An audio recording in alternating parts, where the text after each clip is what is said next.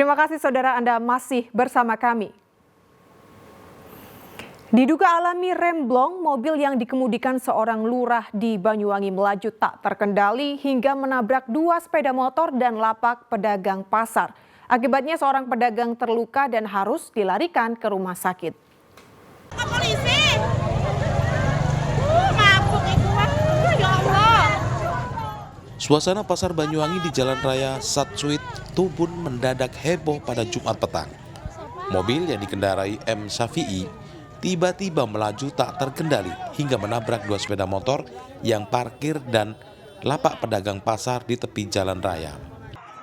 Sontak warga panik dan berhamburan untuk menyelamatkan diri. Tak hanya mengakibatkan kerusakan, kecelakaan juga mengakibatkan seorang pedagang terluka dan harus dilarikan ke rumah sakit. Warga yang geram sempat berupaya menghakimi pengendara mobil karena menduganya sedang mabuk. Namun warga sekitar kaget setelah mengenal si pengemudi mobil, yakni M. Syafi'i yang menjabat sebagai Lurah Panderjo dan pernah menjadi Kepala Pasar Banyuwangi. Kecelakaan ini diduga akibat M. Syafi'i tidak dapat mengendalikan mobilnya karena tiba-tiba mengalami remblong. Hingga Jumat malam para pedagang pasar masih mengais sisa-sisa barang dagangan yang berhamburan ditabrak mobil. Nggak luka, cuma nggak sadarkan diri, terus sadar kayak... Karena ketabrak tadi Pak ya? Posisinya ketabrak. Ya posisi duduk. Ya. Selain itu Pak, selain penjual itu ada lagi yang ditabrak? Sepeda motor 2. Ya, sepeda motor 2, Vario sama Mio. Vario sama Mio nggak Pak? Ya. Pak, kalau untuk pengendara mobilnya sendiri ini Pak ya, selamat tadi itu? Selamat semuanya. Pengendaranya itu Mas Abi'i, Lurah Panderjo. Ceritanya awal saya itu duduk-dudukan di sana ngobrol sama ibu saya, sama bapak saya, sama suami saya. Kok dari barat ke orang itu teriak-teriak, oi gitu. Terus mobil itu Mas, langsung ngeremnya tuh belok-belok gitu, langsung nabrak dagangan saya. Oh, nabrak dagangan Mbak, terus nabrak yang sebelahnya itu ya? Iya, jual kelapa itu, pedagang kelapa itu kena tabrak. Orangnya pas ngupasin kelapa, jadi dia nggak tahu kalau ada mobil nabrak dia, jadi kena tabrak gitu orangnya. Pedagang pasar berharap pengemudi mobil bertanggung jawab dengan mengganti kerugian. Kecelakaan ini masih ditangani Satlantas Polres Banyuwangi.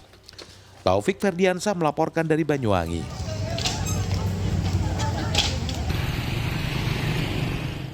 Saudara, para pengemudi truk di Mojokerto resah setelah mendapat teror lemparan batu yang dilakukan pemotor. Akibatnya 5 kaca truk pecah usai dilempar batu dalam jangka waktu kurang dari 1 jam. Teror pelemparan batu dilakukan oleh pengendara motor kepada pengemudi truk yang melintas di Jalan Raya Desa Melirip, Kecamatan Jetis, Kabupaten Mojokerto, Jumat malam. Akibatnya 5 kaca truk pecah dalam waktu kurang dari 1 jam. Pengemudi truk terluka karena terkena serpihan kaca di wajahnya. Salah satu pengemudi, Imam Wahyudi, mengatakan saat itu ia melaju pelan dari arah barat karena kondisi jalan yang padat. Tiba-tiba dari arah berlawanan melintas pengendara motor yang langsung melempar kaca truk dengan batu. Pengendara motor yang diketahui berboncengan tersebut kabur. Pengemudi sendiri tak mengetahui pasti penyebab pengendara itu melempar kaca truknya. Itu posisinya Bapak di mana? Posisinya jalan di jalur kiri, berpapasan dengan sepeda motor dari arah timur, tiba-tiba melempar batu. Tiba-tiba gitu Pak ya? Kaca ya. Tapi posisinya Bapak itu lajunya pelan apa? Pelan. Kalau kondisi jalan padat, merayap. Ini dari mana Bapaknya ini? Ini dari arah Tulungagung mau ke Sidoarjo. Meski kacanya pecah, 5 truk melanjutkan perjalanan. Kasus pelemparan batu tersebut kini ditangani petugas Satreskrim Polres Mojokerto Kota. Dia Eko Purwoto melaporkan dari Mojokerto.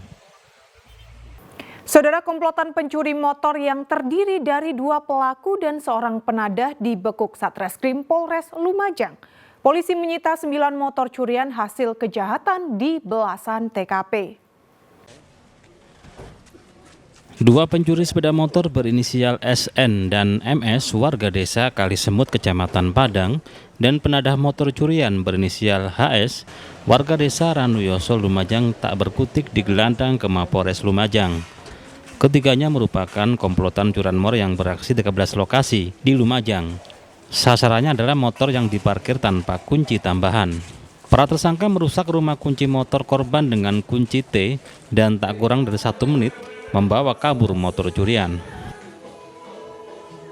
Pelaku dan barang bukti yang sudah diamankan.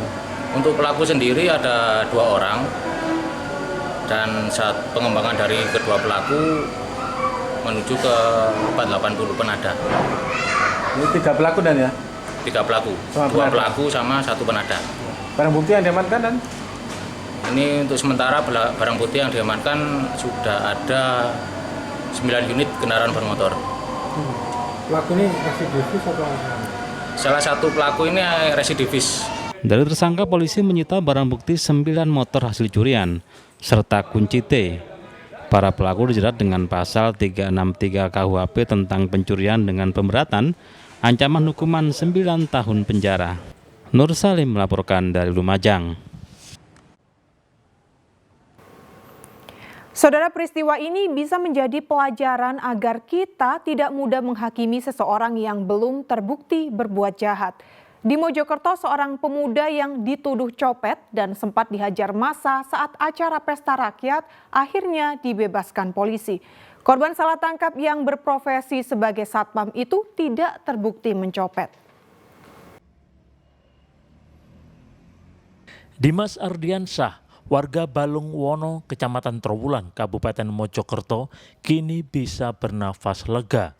Pemuda 22 tahun itu dibebaskan aparat Polres Mojokerto karena tidak terbukti mencopet seperti dituduhkan warga. Polisi tidak menemukan barang bukti hasil kejahatan yang dibawa pemuda yang ternyata juga berprofesi sebagai satpam. Peristiwa yang menimpa Dimas Ardiansyah ibarat pepatah sudah jatuh tertimpa tangga. Mulanya ia terjatuh saat ikut berebut sepatu gratis dalam pesta rakyat HUT Kota Mojokerto. Meski ada yang menolong, namun sejumlah warga menuduhnya copet sehingga membuat warga yang emosi menghajarnya. Beruntung polisi mengamankannya. Kemarin kan saya ambil sepatu yang di gunungan yang gratis itu yang diadakan oleh Kota Mojokerto itu ulang tahunnya, dan di situ saya dituding sebagai jambret dan dibawa ke polisi, terus diinterogasi di depan pos polisi alun-alun, dan saya langsung diinterogasi di situ dulu sama polisi itu, terus selanjutnya dibawa ke Polres Kota Mojokerto, dan disitulah beberapa jam sampai 4:30 saya baru bebas karena tidak terbukti bersalah.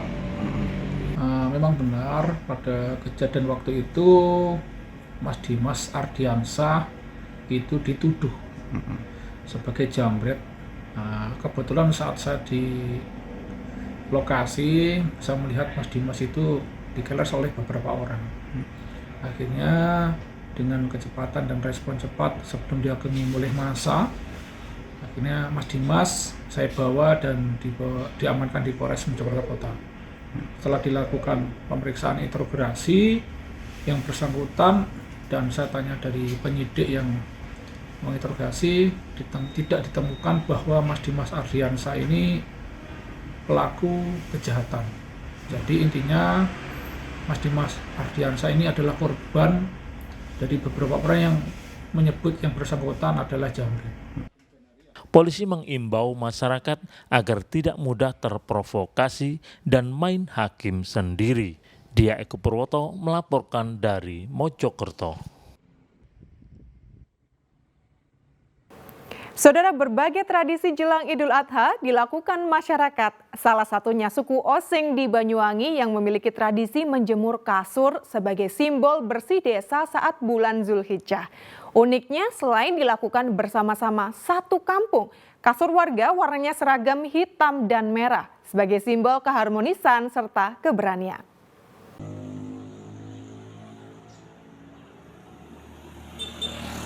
Suku Osing di Desa Kemiren, Kecamatan Glagah, Banyuwangi memiliki tradisi unik menyambut datangnya Hari Raya Idul Adha. Tradisi itu bernama mepe kasur atau menjemur kasur. Warga sekampung serentak menjemur tempat tidurnya di depan rumah masing-masing. Tak hanya menjemur, pemilik kasur juga membersihkannya agar bebas dari kutu maupun debu. Kasur yang mayoritas pemberian orang tua masing-masing warga itu memiliki warna seragam, yakni hitam dengan kombinasi merah. Warna hitam merupakan simbol keharmonisan keluarga, sedangkan merah adalah simbol keberanian dalam mengarungi kehidupan. Ya biar skalanya itu Mas, biar hilang penyakit-penyakit yang mau diselametin ini biar keluar, nggak ada di desa Kemiren gitu. Secara filosofi warna hitam itu warna keabadian, kelanggengan, warna merah itu warna kerja keras atau keberanian. Bersih desa itu bukan hanya luar rumah saja yang dibersihkan, tapi dalam rumah. Nah, dalam hal ini kasur itulah secara simbolis untuk mewakili dalam rumah tadi. Tradisi mepe kasur setiap bulan Zulhijjah merupakan simbol dari membersihkan diri serta keluarga dari segala kotoran dan penyakit. Setelah tradisi mepe kasur, warga juga akan melaksanakan kenduri desa sebagai bentuk kerukunan serta permohonan kepada Tuhan agar desa mereka selalu diberikan keselamatan dari berbagai mara bahaya. Taufik Ferdiansyah melaporkan dari Banyuwangi. Saudara, seorang pria asal Kecamatan Ngusian, Kabupaten Jombang memanfaatkan sampah organik untuk membudidayakan maggot. Ulat lalat ini bisa digunakan sebagai alternatif pengganti pelet untuk ikan maupun burung, sehingga cuan pun mengalir. Dalam 1 bulan bisa menghasilkan keuntungan 3 hingga 5 juta rupiah. Seperti apa cara budidaya maggot? Berikut liputannya untuk Anda.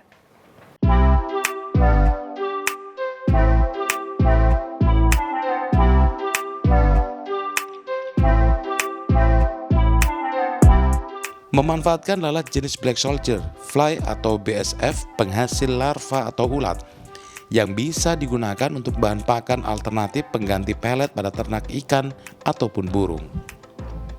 Berawal dari keprihatinannya karena banyaknya sampah yang menumpuk, ia kini mengembangkan budidaya maggot. Sampah dikumpulkan kemudian disiram air agar lembab. Tempat inilah yang akan digunakan untuk lahan beternak maggot atau ulat lalat. Telur lalat ini dalam waktu 3 hari menetas. Larva yang sudah menetas siap dipanen. Sekali panen, Umar menghasilkan larva sebanyak 30 hingga 50 kg setiap hari dan dijual dengan harga 5.600 per kilogram. Dalam 1 bulan ia bisa meraup untung antara 3 hingga 5 juta rupiah. Ya, pakan pelet itu kan sekarang semakin lama semakin mahal. Nah, untuk mengkombinasikan supaya tidak terlalu banyak dari pakan pelet, maka alternatif pakan untuk ikannya diambilkan dari maggot.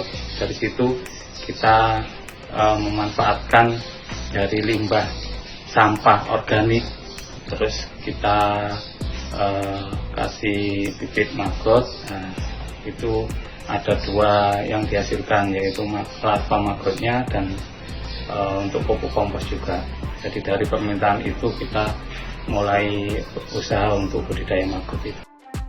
Berkat ketekunannya, kini budidaya ulat larva yang digeluti sejak 2 tahun ini bisa menopang kebutuhan keluarganya. Dwi Mujiarso melaporkan dari Jombang.